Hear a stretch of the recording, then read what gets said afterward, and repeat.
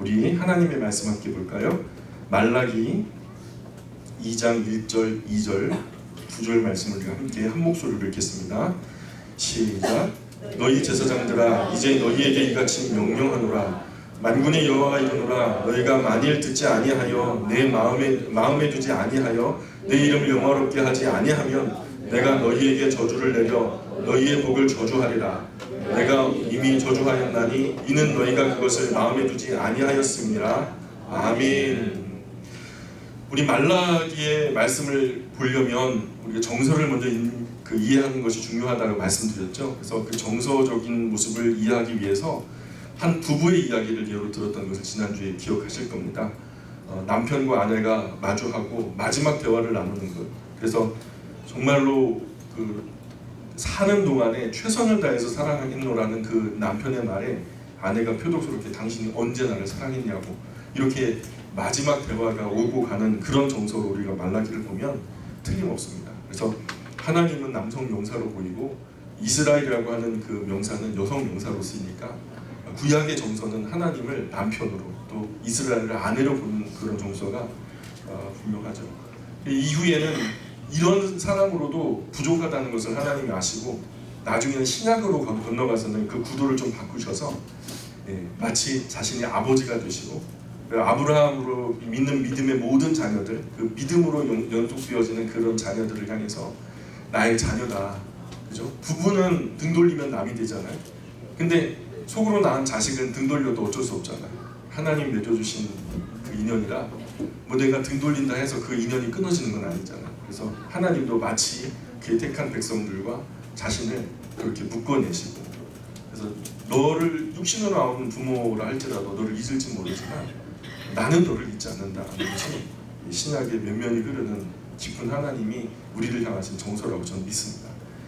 오늘 말라기에서 그러한 그 이야기, 너희의 복을 저주한다라는 말이 나오잖아요. 너희의 복을 저주한다. 2절에 보면은 내 이름을 영화롭게 하지 아니하면 내가 너희에게 저주를 내려 너희의 복을 저주하리라. 이 복이라는 것은 바로 이전에 하나님께서 그들에게 약속해 주시기를 너희 자녀에게 복을 주신다 말씀하셨는데, 그게 바로 너희 자녀를 저주한다는 말이에요. 복을 저주한다는 말은 너희 자녀를 저주한다라는 말이고, 여기서 복이라고 표시하는 것이 바로 자녀죠. 자녀. 뒷문맥을 보시면 확실하게 나타나요. 에덴 동산에서 아담이 아내 말을 듣고 선악과를 따먹었을 때 하나님은 아담과 하와를 저주하지 않으셨어요. 오히려 아담과 하와로 인해서 땅을 저주하셨죠. 지금 이스라엘 향해서 천년의 사랑을 다 쏟아 부어주셨죠. 그리고 이들이 하나님의 깊은 사랑을 알아주기를 원하셨는데, 근데 이들이 하나님의 깊은 사랑을 알아먹지도 못하고 알려고도 하지 않고 인정하려고도 하지 않고 받아들이려고도 하지 않아요. 깨우쳐서 어떻게든 좀 이렇게 끝까지 사랑하는 아내로서 품으려고 하나님이 무던 노력을 하셨지만 그렇게 받아들여지지 않으니까 하나님은 이제 너희에게 준 복을 내가 저주한다. 너희에게 준 자녀, 복으로 준 자녀를 저주한다, 이렇게 나오죠. 그죠? 부모님들 뭐가 더 아플까요? 내 몸이 아파지는 게 더 아파요? 내 자녀가 아픈 게 더 아파요? 자녀가 아픈 게 더 아프죠. 하나님 우리가 뭘 하는 것이 더 아픈지를 잘 알고 계세요. 사랑하는 만큼 우리가 어떤 것에 아파하고 어떤 것에 힘들어할지도 하나님이 잘 알고 계시거든요. 우리도 하나님이 아파하실 것을 인하여서 하나님 이스라엘 백성들이 하나님이 아프게 드렸거든요. 우상 숭배를 하고 막 나쁜 짓을 하고, 전에는 그랬지만 이제는 우상 숭배는 안 하는데 사랑은 없어요. 부부간에 사랑 없으면 말 다 해줘. 3절에 보니까 보라 내가 너희의 자손을 꾸짖을 것이요 똥 곧 너희 절기의 희생의 똥을 너희 얼굴에 바를 것이다. 너희가 그것과 함께 제하여 버림을 당하리라. 참 민망한 말이죠. 하나님 앞에 가식적으로 예배를 드리는 책임감에, 의무감에 약속했으니까 어쩔 수 없죠. 뭐 오늘 주일인데 예배 딱 나가야죠. 그렇게 예배를 의식적으로 들어온 그 이스라엘 사람들, 그 얼굴에 제물로 가지고 온 그 제사상에 올려지는 그 제물에 내장을 갖다 다 제거하고 각을 떠가지고 하나님께 번제를 드리잖아요. 근데 그걸 갖다가 결국에는 잡다한 그 부산물이 나오면은 버리는 곳에 버리게 되는데, 그 똥을 갖다 주워다가 예배를 드리러 온 너희 얼굴에 바르시겠다는, 그 더러운 똥을 바른 채로 똥과 같이 너희도 똑같아 하면서 똥과 같이 버리시겠다라고 말씀하십니다. 기분 나빠하지 마세요. 뭐 하나님께 예배드리러 오는 사람 얼굴에다가 똥을 바르고 그냥 그 참을 같이 버리신다는, 우리를 똥 취급하는 거야, 아마 그런 생각 드시죠. 근데요, 하나님 마음을 한번 헤아려 보세요. 하나님께서 얼마나 화가 나시면, 얼마나 속이 상하시면 이런 말씀을 하고 계실까. 그 마음을 헤아리는 것이 사실 철든 자네의 몫이라고 저는 봐요.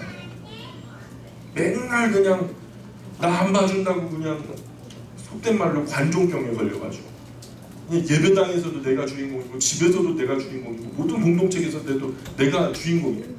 나 안 봐주면 징징거리고 찡찡거리고 그냥 불평하고 불만하고. 이제 나 그만 보고요, 거울 그만 들여다보시고 눈을 들어서 하나님 좀 보세요. 나를 지으신 하나님이 창조 이래로 여태까지 나를 바라보셨다면 이제는 내가 좀 하나님을 바라볼 때도 됐잖아요. 나는 좀 욕 좀 먹어야 돼요. 여러분 말고 저는 욕 좀 먹어야 돼요. 욕을 먹어도 싸요, 진짜.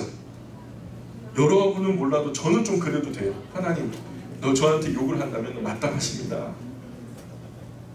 4절 5절 같이 읽어볼까요? 여러분 4절 5절 시작.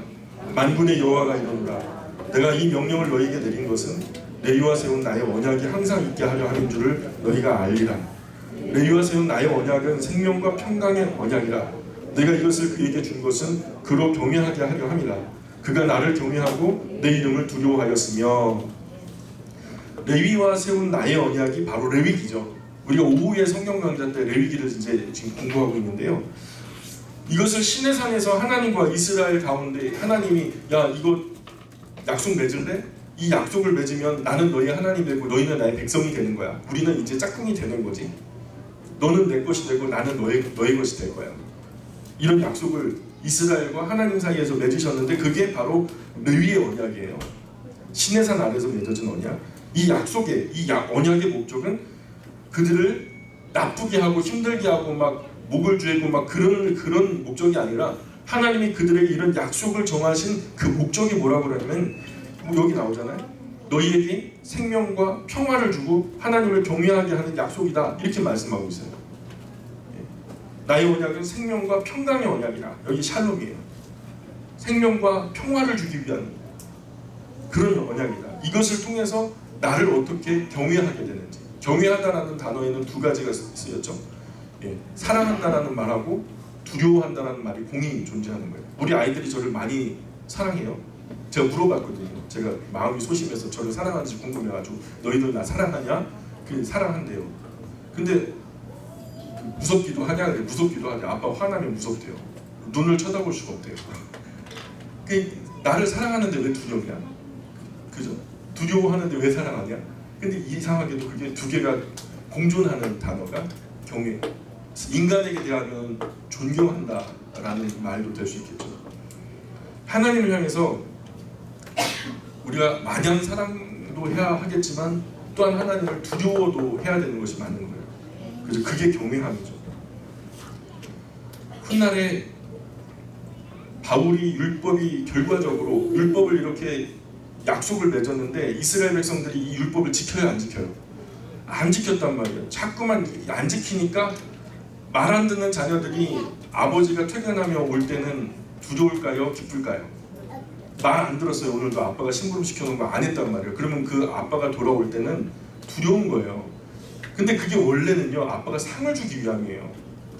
너 돌아올 때까지 이거 해놓으면 아빠가 상 줄게. 그래서 바깥에 나갔다 돌아오면서 일부러 자녀를 위해서 큰 상을 마련하고 이거 했겠지 하고서 돌아가면은 큰 상을 안겨주려고, 큰 축복을 안겨주려고 했던 것이 바로 이 율법의 목적이었단 말이에요.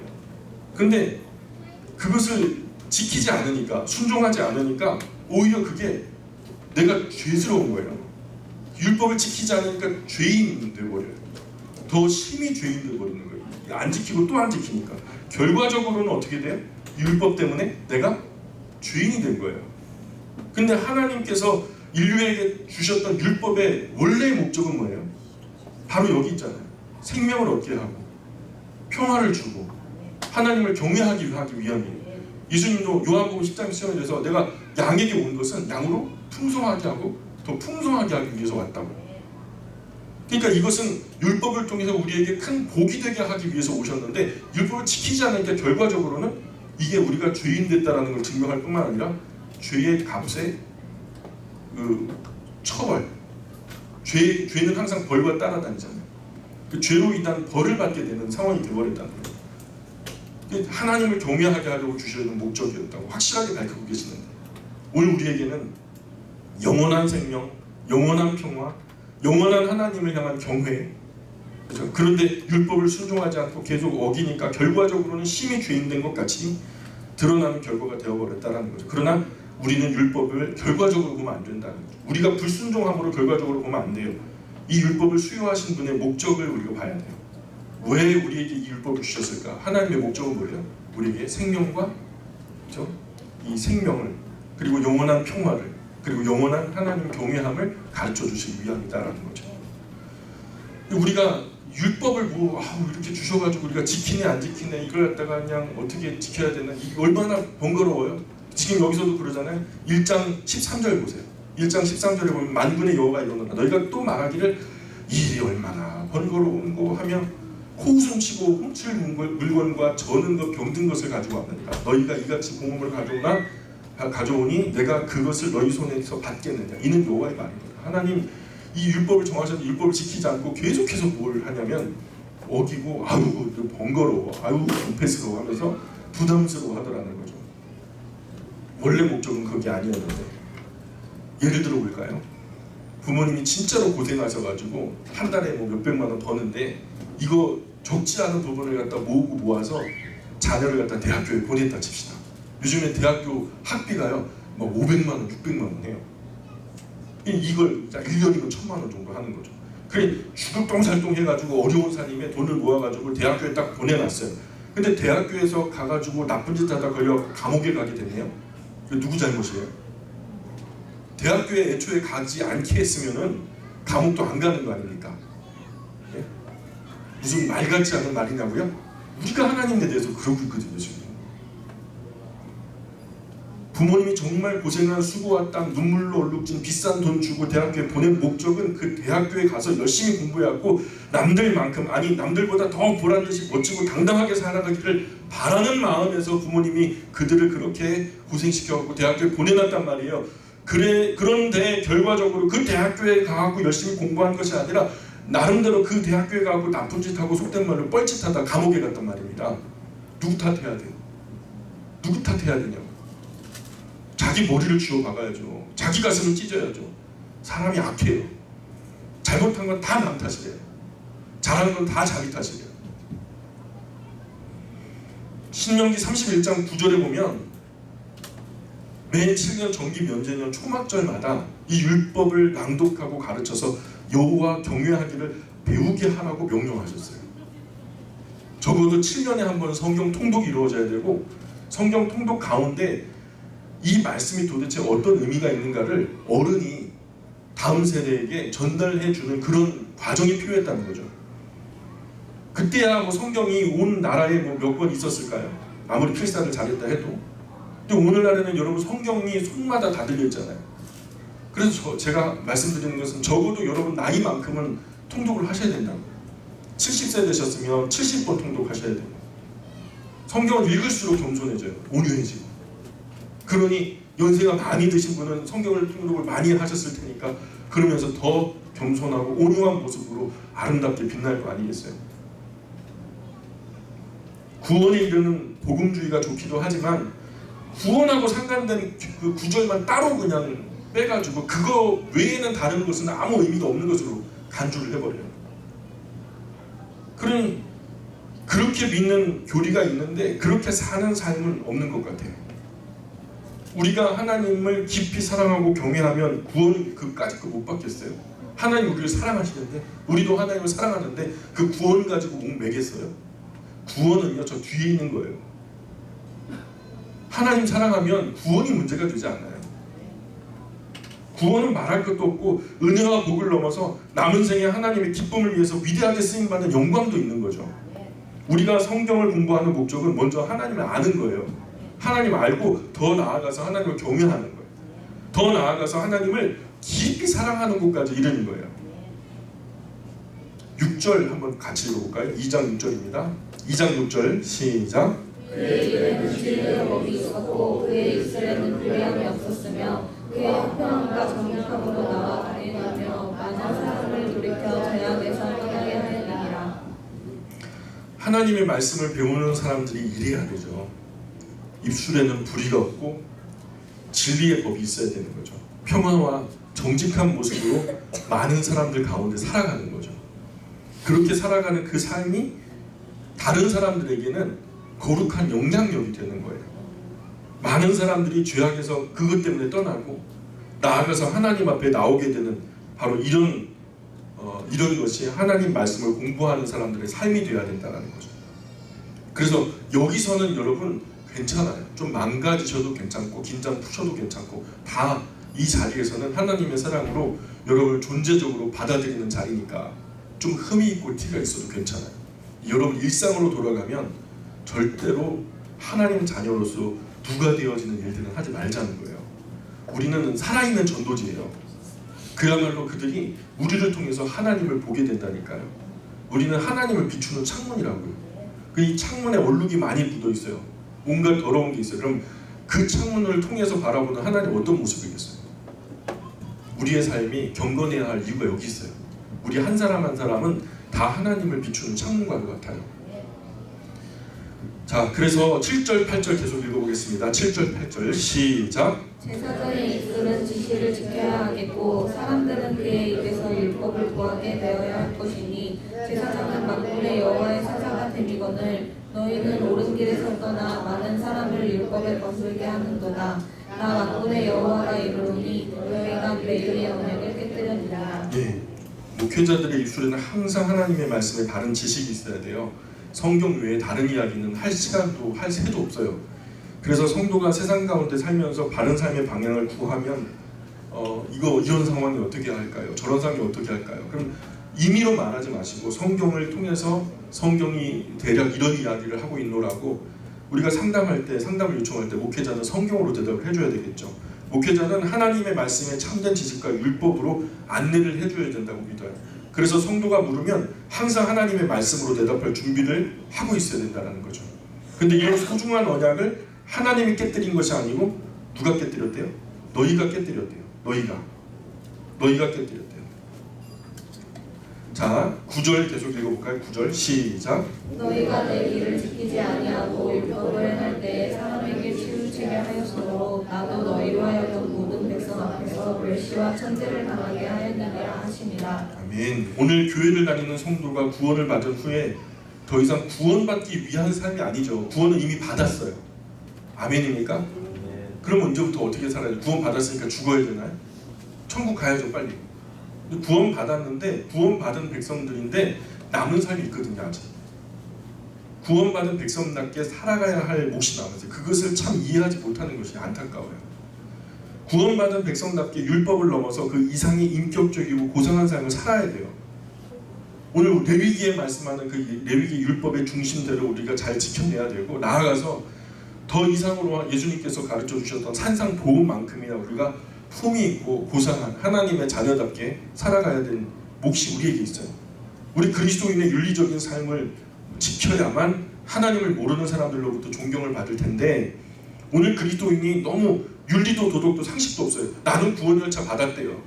나는 구원 열차표 받았으니까 아무 상관없대. 이제부터는 사는 건 아무 문제가 없대요. 예수님 내 마음의 구주와 주님으로 들어와 주세요. 그렇게 영접 기도했으니까 나는 구원에는 아무 문제 없대요. 그리고서 막 살아요. 세상과 똑같아요.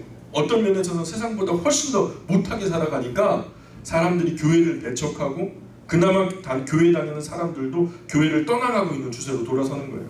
뭐 다를 게 없거든요. 한국 성인 1,000명을 대상으로 설문조사를 했어요. 종교 신뢰도 조사라는 것을 했거든요. 이 종교 신뢰도 조사에서 1,000명 중에 36%, 1,000명 중에 36%는 불교가 믿을만하다. 그리고 카톨릭이 29%는 카톨릭이 참 믿을만하지. 근데 기독교가 몇 명 나누잖아요? 몇 프로? 한번 추측해 보세요. 개혁교회가 나온 게 18.4%. 불교는 믿을만하다는 사람들이 36%나 돼요. 로마 카톨릭도 29%나 되는데 개혁교회가 18.4%밖에 안 돼요. 오늘 교회와 그리스도인이 우리의 좀 속된 말로 후지고 누추한 삶 결과로 멸시와 천대를 지금 당하고 있는 거예요. 정말 창피한 일이죠. 레위와 세운 언약, 그 말씀으로 누구를 정죄하는 수단으로 사용하거나 구원의 조건으로 말하면 곤란하죠. 하나님을 나의 하나님으로, 예수님을 나의 구주와 주님으로 영접한 이후에는 구원받은 성도로 삶이 거룩해지고 달라져야 하는데, 구원의 이름은 있지만 실제적 거룩이 삶에서 나타나지 않으니까 세상도 못 믿는 거예요. 있으면 보여달라는 거예요. 나타내 보이라는 거예요. 오히려 세상보다 더 세속화돼가지고 더 더럽게 추악하게 살면서 이런저런 축제를 부리니까 사회적으로 지탄과 배척을 받는 것이 당연한 거 아니겠어요? 창피한 일이죠. 다 우리 책임입니다. 자, 아버지들 잘 들어보세요. 그런 윤리적인 이야기들을 얘기할 때 말라기에서 특별히 꼭 집어서 얘기하는 게 한 가지가 있는데요. 2장 10절, 11절, 12절 우리 아버지들 한번 같이 읽어볼까요? 시작. 우리는 한 아버지를 가지지 아니하였느냐? 하나님께서 지으신 바가 아니냐? 어찌하여 우리 각 사람이 자기 형제에게 거짓을 행하여 우리 조상들의 언약을 욕되게 하느냐? 유다는 거짓을 행하였고 이스라엘과 예루살렘 중에서는 가증한 일을 행하였으며, 유다는 여호와께서 사랑하시는 그 성결을 욕되게 하여 이방신의 딸과 결혼하였으니, 이 일을 행하는 사람에게 속한 자는 깨는 자나 응답하는 자는 물론이요 만군의 여호와께 제사를 드리는 자도 여호와께서 야곱의 장막 가운데에서 끊어버리시리라. 에스라가 2차 귀한 공동체를 이끌고 돌아왔을 때 이방인을 섬기는 여인들을 아내로 삼았던 이스라엘 백성들을 봤어요. 1차 귀환한 사람들 중에서 본국의 철을 두고서 돌아온 이 이스라엘 귀한 공동체 안에서 옆에 아내가 없으니까 적적하고, 그리고 삶에 또 여러 가지 불편함도 있고 하니까 주변에 사는 이방 여자들을 데려다가 결혼을 하고 그렇게 율법에 없는 짓을 했던 거죠. 에스라가 그것을 다 척결했고요. 그로 인해서 귀한 공동체에 여러 가지 큰 피해가 왔죠. 그의 친정, 쫓겨나간 이방 여자들의 친정 아버지, 형제들 할 것 없이 다 몰려와가지고 왜 이유 없이 소박을 낳냐, 우리 귀한 딸내미를 왜 이렇게 쫓아보냈냐 하면서 막 쳐들어와가지고 그나마 세웠던 성문과 성벽들을 다 헐어버렸거든요. 이런 어려움이 있었어요. 태초로부터 한 아버지, 우리 하나님은 한 남자와 한 여자가 짝을 이루어서 한 가정 만들기를 원하셨어요. 그런데 이런 인간으로서 기본적이고 기초적인 순리를 세상의 쾌락과 바꾸려고 갖은 자기 합리화를 하면서 죄를 범한 택한 백성들의 음란한 삶을 하나님은 가증되다고 말씀하십니다. 하나님이 필요하다면 그저 아담의 갈빗대가 한 대만 있었겠어요? 아담의 갈빗대가 우리처럼 많았거든요. 근데 그 중에서 왜 하나만 빼요? 한 4개, 10개 정도 빼지. 그래가지고 한 여자들 10명 정도 막 5명 정도 만들어가지고 너의 아내다 이렇게 하면 얼마나 좋았어요? 근데 몇 개만 뺐어요? 하나 빼가지고 한 여자를 만들었거든요. 그리고 그 둘이, 한 남자와 한 여자가 하나를 이루어서 가정 공동체를 이루도록 하나님께서 안내하셨단 말이에요. 그런데 오히려 이스라엘 공동체는 그러지 않았다는 거예요. 막 이방 여자와 결혼하는 것도 큰 문제 삼지 않고, 뭐 필요에 의하여서 취하여 살다가 합법적으로 문서 써주고 막 소박도 놓고, 그런 이들은 구원받은 자손의 이름에서 끊어버리시겠다고 단호하게 말씀하시는 거죠. 13절 14절 계속 읽어보겠습니다. 시작. 너희가 이런 일도 행하느니 곧 눈물과 울음과 탄식으로 여호와의 제단을 가리게 하는도다. 그러므로 여호와께서 다시는 너희의 봉헌물을 돌아보지도 아니하시며 그것을 너희 손에서 기꺼이 받지도 아니하시거늘 너희는 이르기를 어찌 됨이니까 하는도다. 이는 너희와 네가 어려서 맞이한 아내 사이에 여호와께서 증인이 되시기 때문이다. 그는 네 짝이요 너와 서약한 아내로 돼 네가 그에게 거짓을 행하였도다. 그쵸? 아주 그냥 치사하게 쫓아버리는 거예요. 갖은 꼼수를 다 동원해가지고 어려서 맞은 아내가요 질려버렸거든요. 성적으로도 매력없고 이제 늙어가니까 더 젊은 거 들이오려고 그거 소방 놓고 다른 새 여자를 데리고 오고, 이런 짓을 누가 했다는 거예요? 세상이 아니에요. 하나님의 거룩한 공동체라고 하는 이스라엘 이런 짓을 하는 거예요. 그때나 지금이나 동일해요. 거짓되고 아주 치사한 잔머리를 써가면서 여러 굿을 붙여가지고 아내를 버린다는 거예요. 지금이야 뭐 헤어져도 잘 살 수 있는 길이 있을 테지만 당시 히브리 문화 속에서 결혼한 여자가 남편에게 버림당하면요 살 길이 막막할 수밖에 없잖아요. 몸을 팔든지 아니면 다른 부유한 가정에서 종살이를 하든지 그게 일반적이었어요. 소박당한 여자들의 삶이란 그런 거였어요.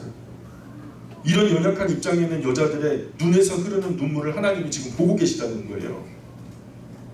사실 하나님의 백성 중에 이런 가정이 있으면 진짜로 수치스러운 거예요.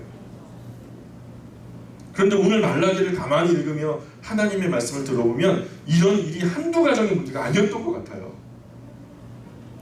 새아내를 맞이하기 위해서 처음 안에 버려버리는 이 더럽고 추악한 일들이 율법의 미명 아래 흔하게 범하여지고 있었던 거죠.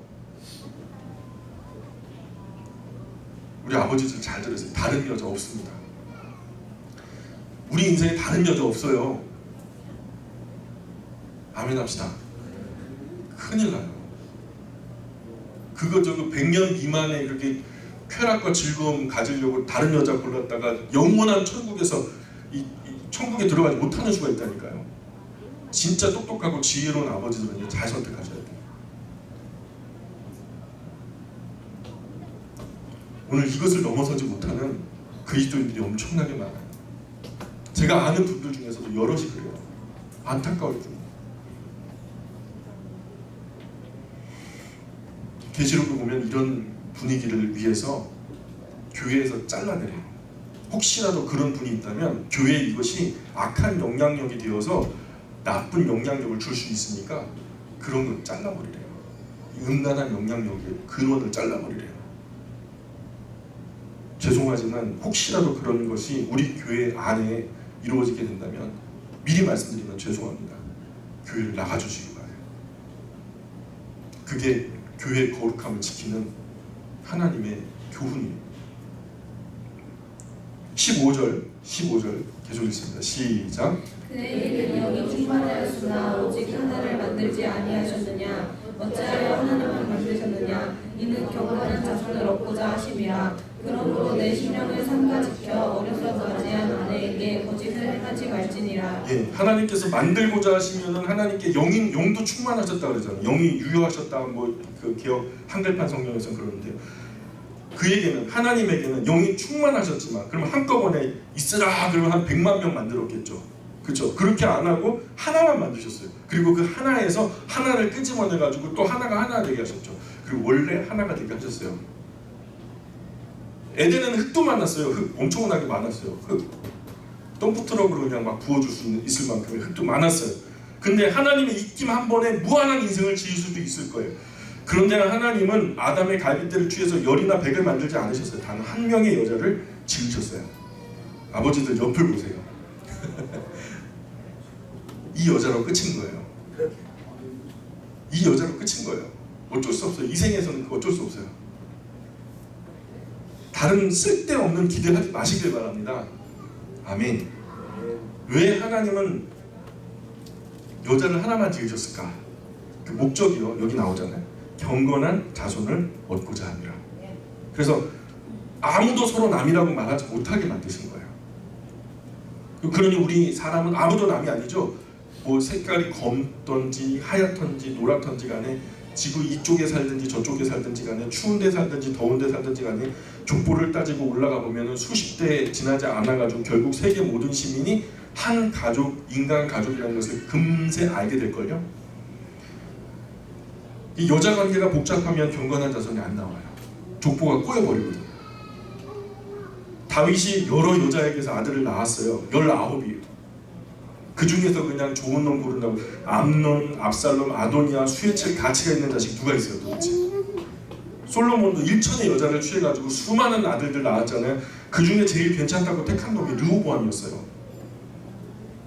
성경의 기록은 르호보암의 기록에 대해서 그 구절에 뭐라고 나오냐면 그 엄마가 나아마라, 암몬 여자라. 이 암몬, 나아마, 암몬 우상으로 찢은 지역이에요. 그러니까 우상으로 쪄준 어머니에게서 경건한 자손을 기대하기는 어렵죠.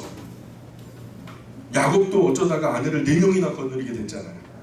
태어난 엄마마다 평생이 경쟁이고 전쟁이고 평화가 어디 있어요? 희생도 많고 갈등도 많고 경쟁의 시기 질투 암투 평화롭기로는 이삭이 제일 평화로웠죠. 하나님은 경건한 한 남자와 경건한 한 여자가 만나서 경건한 자손이 이어지기를 기대하고 계세요.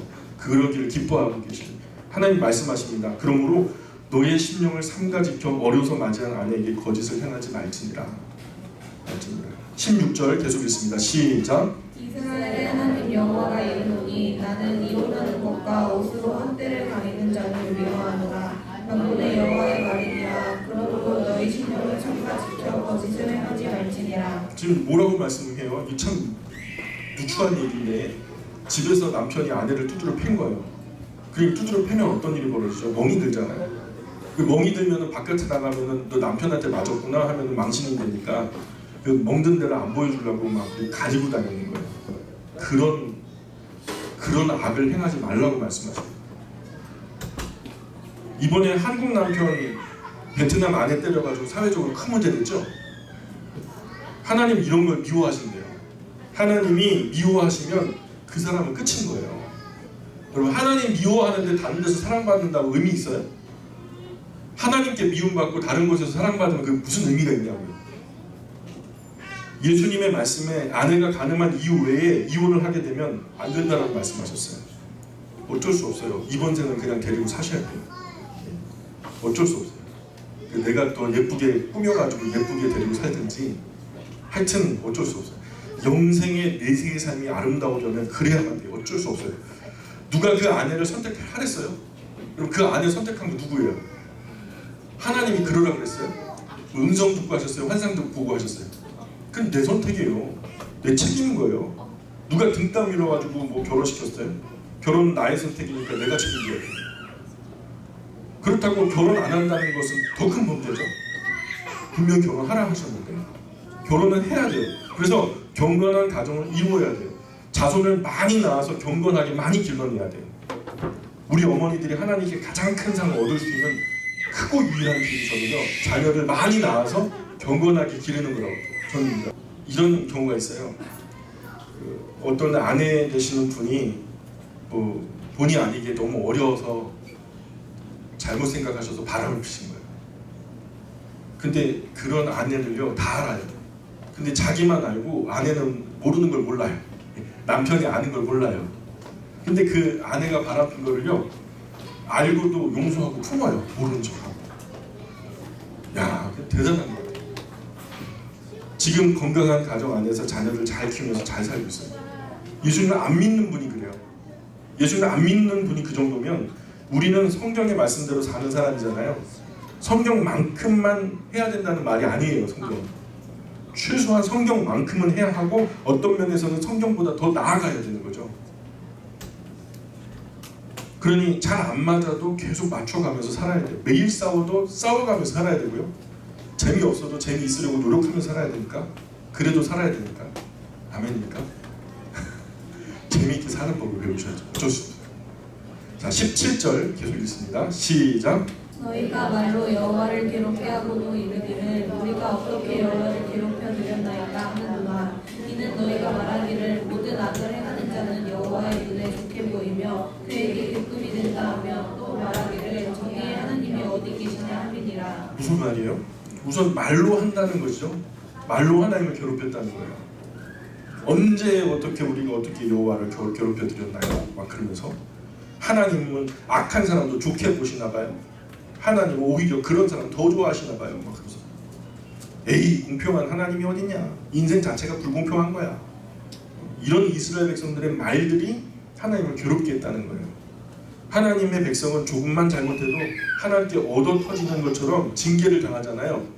포로로 끌려가고 막 별의별 일을 다 당하는데 오히려 하나님 안 믿고 악하고 못된 그런 사람들은 오히려 형통하고 막 살찌고 너무 살이 찌니까 눈이 솟아나고 죽을 때까지 아무 고통도 없이 평화롭게 살더라는 거예요.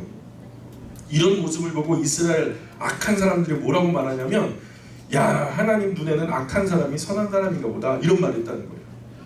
하나님이 보실 땐 나쁜 사람 좋아하나 보다 뭐 이런 얘기. 우리 가족과 관계없는 사람이 잘 되건 못 되건 그 크게 신경 쓸 일 아니죠.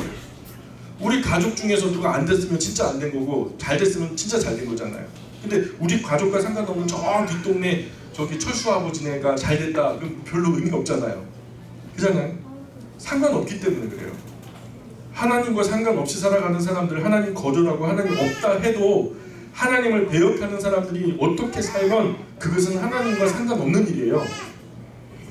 그들은 조금 있으면 그들이 행한 삶과 죄로 인해서 지옥 갈 사람들이기 때문에 그냥 하나님 아버지가 버린 자식들이거든요.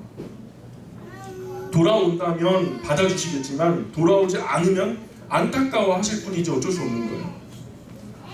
그런 이들이 아무리 나쁜 짓 한다고 징계하고 징계도 안 하시고 그저 그런 징계가 그들에게 통하지도 않죠. 한다고 해도 곧 시들어버릴 그 죽어버릴 수반 위의 꽃들이 아무리 화려해도 부러워할 일이 아니죠. 초라해도 뿌리를 내린 정말로 생명의 땅에 뿌리를 내린 내가 귀중한 거지 뿌리도 없이 그냥 수반 위에 꽃이 꽂혔다고 해서 그게 뭐 부러움의 대상이 되겠냐고. 아무리 화려해도 그거 좀 의미가 없어요. 100년 미만에 끝나버려요. 조금 있으면 끝이에요. 그냥 가만히 두시는 거예요. 그것을 가지고 질투를 하면 하나님께서 뭐라고 하실 거예요? 그런 것 가지고 질투하면 하나님 뭐라고 하실 거예요? 내가 똑같이 해주랴? 내가 똑같이 해주랴? 그럼 할 말 없잖아. 우리 앞서 살펴보았던 시편 73편에도 그런 모습을 보고 바보같이 질투했던 사람이 있었어요.